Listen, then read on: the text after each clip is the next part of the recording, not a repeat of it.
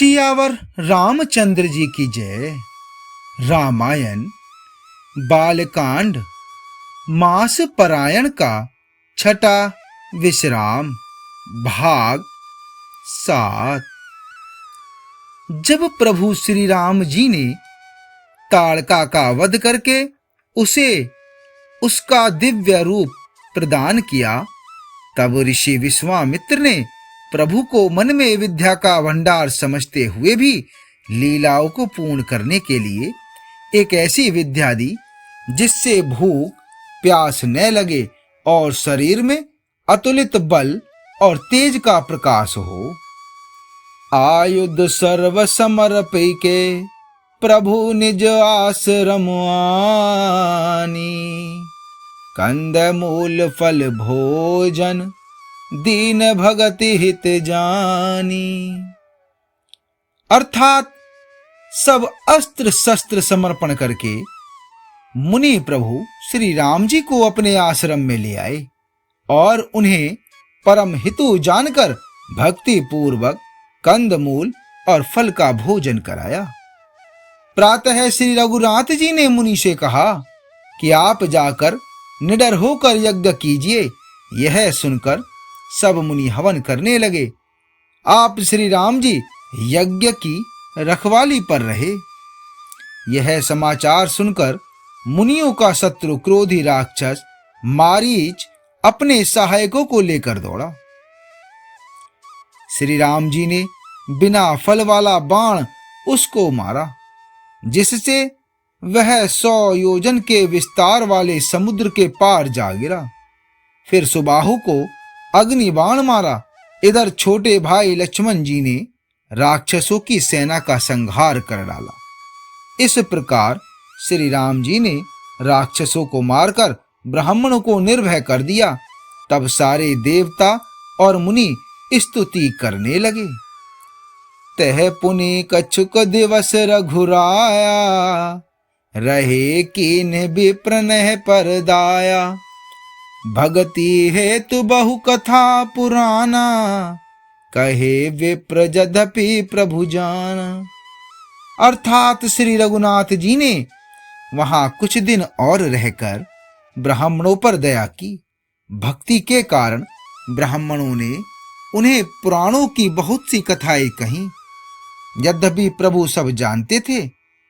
तदनंतर मुनि ने आदर पूर्वक समझाकर कहा कि हे प्रभु, चलकर एक चरित्र देखिए। रघुकुल के स्वामी श्री रामचंद्र जी धनुष यज्ञ की बात सुनकर मुनि श्रेष्ठ विश्वामित्र जी के साथ प्रसन्न होकर चले। मार्ग में एक आश्रम दिखाई पड़ा। वहां पशु पक्षी कोई भी जीव जंतु नहीं था। पत्थर की एक शिला को देखकर प्रभु ने पूछा। तब मुनि ने विस्तार पूर्वक सब कथा कही। गौतम मुनि की स्त्री अहिल्या सापबस पत्थर की देह धारण किए बड़े धीरज से आपके चरण कमलों की धूलि चाहती है। हे रघुवीर, इस पर कृपा कीजिए। श्री राम जी के पवित्र और शोक को नाश करने वाले चरणों का स्पर्श पाते ही सचमुच वह तपोमूर्ति अहिल्या प्रकट हो गई। भक्तों को सुख देने वाले श्री रघुनाथ जी को देखकर वह हाथ जोड़कर सामने खड़ी रह गई। अत्यंत प्रेम के कारण वह अधीर हो गई। उसका शरीर पुलकित हो उठा। मुख से वचन कहने में नहीं आते थे। वह अत्यंत बड़भाग्नि अहिल्या प्रभु के चरणों से लिपट गई और उसके दोनों नेत्रों से जल, प्रेम और आनंद के आंसू की धारा बहने लगी। फिर उसने मन में धीरज धरकर प्रभु को पहचाना और श्री रघुनाथ जी की कृपा से भक्ति प्राप्त की। तब अत्यंत निर्मल वाणी से उसने इस प्रकार स्तुति प्रारंभ की कि हे ज्ञान से जानने योग्य श्री रघुनाथ जी, आपकी जय हो। मैं सहज ही अपवित्र स्त्री हूं और हे प्रभु, आप जगत को पवित्र करने वाले, भक्तों को सुख देने वाले और रावण के शत्रु हैं। हे कमल नयन, हे संसार जन्म मृत्यु के भय से छुड़ाने वाले, मैं आपकी शरण आई हूं, मेरी रक्षा कीजिए, रक्षा कीजिए।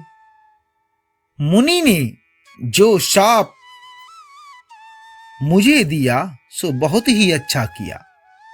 मैं उसे अत्यंत अनुग्रह मानती हूं कि जिसके कारण मैंने संसार से छुड़ाने वाले श्री हरि आपको नेत्र भर कर देखा। इसी आपके दर्शन को शंकर जी सबसे बड़ा लाभ समझते हैं। हे प्रभु, मैं बुद्धि की बड़ी भोली हूं, मेरी एक विनती है। हे नाथ, मैं और कोई वर नहीं मांगती, केवल यही चाहती हूं कि मेरा मन रूपी भौरा आपके चरण कमलों की रज के प्रेम रूपी रस का सदा पान करता रहे। जिन चरणों से परम पवित्र देव नदी श्री गंगा जी प्रकट हुई, जिन्हें भगवान शिव ने सिर पर धारण किया और जिन चरण कमलों को ब्रह्मा जी पूजते हैं, हे कृपालु हरि, आपने उन्हीं को मेरे सिर पर रखा। इस प्रकार स्तुति करती हुई बार बार भगवान के चरणों में गिरकर जो मन को बहुत ही अच्छा लगा, उस वर को पाकर गौतम जी की स्त्री अहिल्या आनंद में भरी हुई पति लोक को चली गई। अस प्रभु दीन बंधु हरि, कारण रहित दयाल, तुलसीदास सटते ही भजूं, छाड़ कपट जंजाल। अर्थात प्रभु श्री रामचंद्र जी ऐसे दीन बंधु और बिना ही कारण दया करने वाले हैं।